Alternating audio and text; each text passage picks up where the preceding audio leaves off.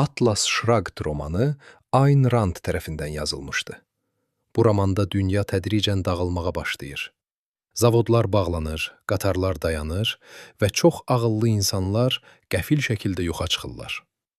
Cəmiyyət siyasətçilər və bürokratlar tərəfindən idarə olunur. Onlar güya xalqın xeyri üçün işlədiklərini deyirlər. Amma əslində uğurlu və məhsuldar insanları cəzalandırırlar. Bir çox ixtiraçılar, alimlər və biznesmenlər öz yaratdıqları şeyləri heç nə yaratmayan insanlarla paylaşmağa məcbur edilirlər. Zəhmətkeş insanlara deyilir ki, onlar öz uğurlarını daha az məhsuldar insanlar üçün qurban verməlidirlər. Bu sistem nəticəsində yenilik və motivasiya yavaş-yavaş yox olur. Hekayənin əsas qəhrəmanı John Galt adlı bir mühəndis və düşüncə adamıdır. John Galt çox ağıllı və prinsipial insandır. O düşünür ki, dünya ədalətsiz hala gəlib. Sərvət, texnologiya və inkişaf yaradan insanlara cinayətkar kimi davranılır. Amma heç nə yaratmayan insanlar cəmiyyəti idarə edirlər. John Galt qərara gəlir ki, bu ədalətsizliyə qarşı mübarizə aparmaq üçün bir zehni inqilab başlatmaq lazımdır. Amma onun inqilabı çox fərqlidir.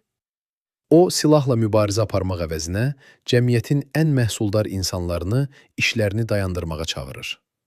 O, gizli şəkildə böyük ixtiraçıları, biznes liderlərini və düşüncə adamlarını öz işlərini tərk etməyə və cəmiyyətdən yoxa çıxmağa razı salır.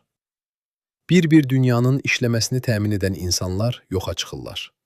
Dəmir yolları işləməz hala gəlir, sənaye çökür və hökumətlər problemləri həll edə bilmir. Çünki həqiqi yaradıcı insanlar artıq yoxdur. John Galt və onun tərəfdarları gizli bir vadidə yeni bir cəmiyyət qururlar. Bu cəmiyyətdə insanlar fərqli prinsiplərlə yaşayırlar. Hər kəs öz dəyərləri və xoşbəxtliyi üçün yaşayır və işləyir. Burada insanlar ağlı, fərdi azadlığı və könüllü əməkdaşlığı hörmətlə qarşılayırlar. Heç kim başqaları üçün öz həyatını qurban verməyə məcbur edilmir. Hekayədə çox vacib bir obraz da Dagny Taggart adlı qadındır. O, güclü və ağıllı biznes qadınıdır və böyük bir dəmir yolu şirkətini idarə edir. Əvvəlcə Dagny köhnə sistemi xilas etməyə çalışır. Çünki o düşünür ki, dünya hələ də düzələ bilər. Amma sonra o John Galtın inqilabı haqqında həqiqəti öyrənir. O başa düşür ki, mövcud sistem cəmiyyətin ən yaxşı insanlarını məhv edir. Nəhayət, Dagny də Galtın tərəfinə keçir və onun tətilinin mənasını anlayır. John Galt və Dagny bir-birlərinə aşiq olurlar. Onların sevgisi qarşılıqlı hörmətə, ağla və ortaq dəyərlərə əsaslanır. Onlar bir-birinin gücünə və müstəqilliyinə heyran qalırlar. Cəmiyyətin ən istedadlı insanları yoxa çıxdıqca, xarici dünya daha zəif və qarışıq hala gəlir. Hökumətlər hər şeyi idarə etməyə çalışırlar, amma uğursuz olurlar. Çünki onlar cəzalandırdıqları insanlardan asılı idilər. Nəhayət, köhnə sistem tamamilə çökür. Cəmiyyət başa düşür ki, azad və yaradıcı insanlar olmadan yaşaya bilməz. Bu zaman John Galt və onun tərəfdarları geri qayıtmağa qərar verirlər. Onlar dünyanı yeni prinsiplər üzərində qurmaq istəyirlər. Ağıl, azadlıq, məhsuldarlıq və fərdi hüquqlar. John Galtın inqilabı bir fikri göstərir. Cəmiyyət inkişaf yaradan insanları cəzalandırsa, uzun müddət yaşaya bilməz. In the novel Atlas Shrugged, written by Ayn Rand, the world is slowly collapsing. Factories are closing, trains stop running, and many intelligent people suddenly disappear. Society is controlled by politicians and bureaucrats who say they work for the public good, but in reality they punish successful and productive people. Many talented inventors, scientists, and businessmen are forced to give their work to others who did not create anything. Hard-working people are told that they must sacrifice their success for the sake of those who are less productive. Because of this system, innovation and motivation begin to die. The main hero of the story is John Galt. He is a brilliant engineer and thinker. John Galt believes that the world has become unjust. The people who create wealth, technology, and progress are treated like criminals, while those who produce nothing control society. John Galt decides that the only way to fight this injustice is to start a revolution of the mind. But his revolution is very unusual. Instead of fighting with weapons, he asks the most productive people of society to stop working.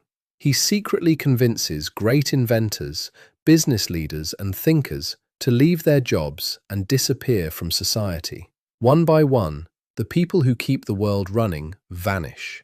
Railroads fail, industries collapse, and governments cannot fix the problems because the real creators are gone. John Galt and the other strikers create a hidden community in a valley where they live by a different principle. Every person lives and works for his own values and happiness. In this place, people respect reason, individual freedom, and voluntary cooperation. Nobody is forced to sacrifice their life for others. One of the most important people in the story is Dagny Taggart. She is a strong and intelligent businesswoman who runs a large railroad company. At first, Dagny tries to save the old system because she believes the world can still work. But later, she learns the truth about John Galt and his revolution. She realizes that the system is destroying the best people in society. Dagny eventually joins Galt and understands the meaning of his strike. John Galt and Dagny fall deeply in love. Their relationship is based on mutual respect, intelligence, and shared values. They admire each other's strength and independence.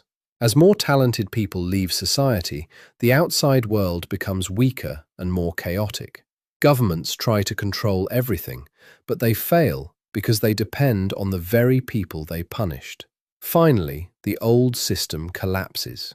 When society understands that it cannot survive without free and creative individuals, John Galt and the strikers decide to return. They plan to rebuild the world on new principles: reason, freedom, productivity, and individual rights. The revolution of John Galt shows an important idea. A society cannot survive if it punishes the people who create its progress.